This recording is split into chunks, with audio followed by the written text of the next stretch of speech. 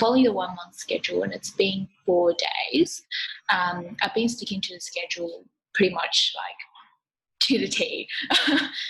So first week is basically all logic games, and I feel like I was okay with logic games, but this kind of taught me a lot of the technical stuff. Like I didn't know how to categorize questions. I kind of just went by intuition because I did a lot of questions. So that was really good. But I also found like one of the major problems was that I didn't know when, after sorting out all the rules, I didn't know, I guess, when to stop deducting inferences and when to, well, I didn't, sometimes like if the question seems a bit ambiguous, I would just jot down the rules, do the contrapositive and all that sort of stuff, but I wouldn't then make the link to do the diagrams. Maybe it's because I haven't like read the rules very thoroughly, but I feel like sometimes, that's a really hard bit for me. Yeah, it's a big dilemma knowing when you've made all the inferences you can versus when to go on to the questions. And this is really just a matter of experience and exposure to get a certain internal sense of it. That being said, there are some common formats games have that will naturally lead to certain kinds of inferences. And my favorite example of that is in situations where you see lots of conditional statements and the same variables featured in multiple rules. When you have a grouping in-out game with lots of conditional statements, it is often the case that you can link those together to form a long conditional chain. And that would be your upfront work, giving you the inferences that you need to draw, to basically solve the game more efficiently going forward as you get into the questions. For other games that are more ordering based or matching based, if you have blocks of variables, those blocks can be particularly impactful. And by a block, I mean two variables that must always be together or must always be adjacent to one another or consecutive. There are relatively fewer places that a block can go. So for example, if there were a game with 5 slots and you had 2 variables that had to be adjacent in a particular order, those variables could be on slots 1 and 2, 2 and 3, 3 and 4, and 4 and 5. So that's only 4 different possibilities. And if we also learned that the block was, let's say, variables A and B that must go consecutively in that order, but we also learned that A could never be in slot 1, that would mean that out of those 4 possibilities, we were now reduced to only 3 possibilities, slots 2 and 3, 3 and 4, and 4 and 5. Now, 3 possibilities, that's pretty manageable. You could then draw out those 3 different main diagrams to guide you over the course of the game. So that's the way I think about things, is what variables are especially limiting or limited depending upon how you frame it. And that could dictate what your main diagrams end up looking like. If you see the same variable featured in multiple rules, that's a suggestion that that variable could potentially help you to make some kind of inference. Yeah. And this is something, like I said, once again, it comes through experience, through doing lots and lots of games. And games really is the most perfectible section on this exam. And if you did every game ever released, or even just the most recent half of games, and you did them multiple times, you would really start to see those patterns, and then they really couldn't throw anything totally new at you on test day. Okay. And because this week I've been just focusing on logic games, I've been quite worried about my logical reasoning and reading comprehension, just because logic games is my strongest area and my best scoring area most of the time. So I was wondering, should I do some logical reasoning or reading comprehension on the side in addition to the schedule, or do you think it's unnecessary? Yeah, I would do it on this side. I wouldn't ever focus solely on one section at the exclusion of the others. So if you've already done a bit of studying on all 3, I wouldn't want you to get rusty on reasoning or reading comp. I would still cycle that in a little bit. So maybe I would do 60, if you want to focus on games, do 60% games, 20 on logical reasoning, and 20 on reading comprehension. Mm. And at this point in time, do you recommend doing it under time conditions? Because for me, I've been practicing the LSAT for a while. But this week I haven't been doing the logic games under time conditions, just sticking to the schedule itself. So I was wondering if you think it'll be more helpful for me to just do everything under time conditions, or because my LSAT, it is in a month. It's in a month. It's in January. Yeah, I'm taking my first one in January. I think I'll probably take the March one as well after that. Okay. Well, if you're thinking about January, I would do it timed. I would absolutely do timed practice at this point. Your test is about a month away, right? A little bit less maybe. So yeah, I would definitely do timed work and focus on the pacing and the endurance, because it's coming around the bend. I would do at least one timed exam per week between now and then, and along with detailed review of that exam. And then if you want to do some logic games drilling on the side, you could certainly do that. Okay.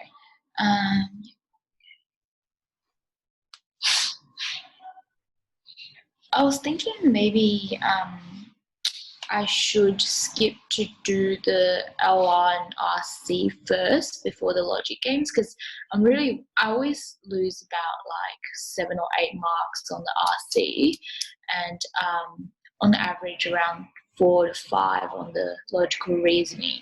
So not quite sure I'm not quite sure what to do right now because it's in a month.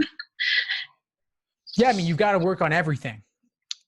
I think one thing that helps to solve that issue is simply doing a timed exam a week along with detailed review of that exam, because then you're getting plenty of practice on all sections and having the opportunity to review all of them as well. And if you notice certain weak areas or areas you want to focus on, like let's say you had trouble with flaw questions in logical reasoning or resolve the paradox questions, you could drill those by type, meaning you do a couple dozen of those in a row to help you better spot those patterns. And then you're doing the odd logic game section here or there on the side, fitting it in where you can, when you don't have the time to do a full-length 5-section timed exam. Yeah. And I've just got a question about the writing. It's not scored, but do we need to practice at all? Because I haven't done anything at all on it. Yeah, I wouldn't worry too much about the writing for now, just because, like you said, it is not scored, but it is worth maybe looking at 1 or 2 of them just to get a sense of what it's like. And you could write a draft of one just to see how it goes for you. But I wouldn't imagine you'll have too much trouble with it. And you really can't go wrong with it. The idea is there's a choice between 2 different options. Both options are equally weighted. So you pick one side, argue in favor of that, while still acknowledging the weaknesses of your side and the benefits of the other. But you do still firmly come down on your side. So you're making a strong but reasonable argument in favor of your side. So you're acknowledging the shades of gray and the fact that, of course, they are equally weighted, but you're saying that the principles that support choosing your side are more important than those that would support the other side. Okay. Cool. Because with my, I think I need more help on my RC. Still, for me, the first thing is the speed. Maybe I think I'm not jotting down the right notes, so I'm jotting down too much detail because I get stressed if I don't jot down enough. I feel like I don't know anything. And I guess I don't trust myself to mentally know where everything is. But also reading, or I guess working through the questions, I keep going back to the passage to find the relevant section, which I think is what you're supposed to do, but I feel like I take way too long rereading the same things, or especially with complicated passages or scientific ones, especially if the topic isn't something I know of, then I tend to do really badly on those. Yeah, certainly for the details, you typically will have to go back, and that's totally fine. You really just want to walk away from your initial read of the passage with the main idea. the author's opinion, the major viewpoints presented. But the details, you can simply go back and find those when you need them in the moment. And it's also natural for unfamiliar topics to be a bit more difficult. That's natural. And they do that on purpose. They purposely choose topics that as few test takers as possible will have prior familiarity with. And there's nothing to do about making the best of it. And remember that they're not really testing you for content. They're testing you for the structure of the passages, how the author goes about making their argument, and the various viewpoints presented within it. Okay. And yeah, so because now the LSAT's moved to digital, we can't just jot down, I guess, points next to it. Because I didn't go to the LSAT digital session, but do we like get our own like scrap paper where we write notes, or how does it work? Yeah, they give you a booklet of 12 to 14 pages, and that booklet is where you can write all your scratch paper. You can use that for all your notes, for all sections of the exam, games, reasoning, and reading comprehension. Yeah, because I found that that's what I've been doing when I was going to prac exams. But I found that as I was writing the notes on my scrap paper, it doesn't, well, I guess it made it even harder to find the relevant section. Because again, like I'm not writing that much, so I don't know which corresponds to which, or which notes corresponds to whichever section in the text. Yeah, that's why I feel like I need to write down a lot of details so I can keep track of everything. But yeah, at the same time, it's taking a long time. Yeah, that's certainly not ideal. You might consider simply writing down author's opinion and the major viewpoints, just a couple of words about each one. And you could even, if you want to, there are highlighting and underlining tools on the digital LSAT. So you might consider using those to note other things. You could, for example, highlight one color for where the evidence appears and highlight another color for where the author's opinion appears. That's one approach you could take if you wanted to really make notes on the passage. I'm not saying I would recommend it, but different things work for different people. So it might benefit you to do a little bit of experimentation to see what you like best. For me personally, I would just note on my scratch paper the main idea, the author's opinion, and then go back for any details that I need. And that requires a bit of skimming, of course, but with practice, you can get pretty fast at that skimming. Okay, and then do you just make like a mental note of where all the details are? Yeah, so I would think to myself, the author's opinion was presented and summarized at the very end of paragraph 1, and then the second half of paragraph number 2 is where there are a lot of details and lists of things, so I'll go there for any detail-oriented questions. Mm-hmm. And with the true passages, like passage A and passage B, I find that a lot of times, especially when they're legal passages, they tend to, they focus on the same topic, but it's not necessarily the same scope. And a lot of the times, I find the harder ones are the ones that actually have things that they agree upon, but then they differ on other little details. And it's really hard because I'm trying to basically process 2 passages at once. They certainly are harder. And there's no easy answer to that other than practice and to recognize that they may not be directly at odds overall on everything, but they may instead be at odds on one particular nuanced point. And that may not even be immediately apparent upon your initial read. But of course, when there's a question about that, you've got to go back and do a little bit of hunting. And that might involve some process of elimination as well. So do you recommend leaving those to last? Honestly, I like doing them last just because they are a little bit different in nature.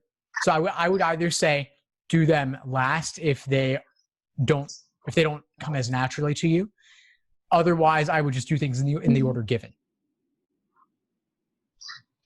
Yeah, because I feel like when at the start of the RC, I always take time to organize or order the passages, from easiest to hardest.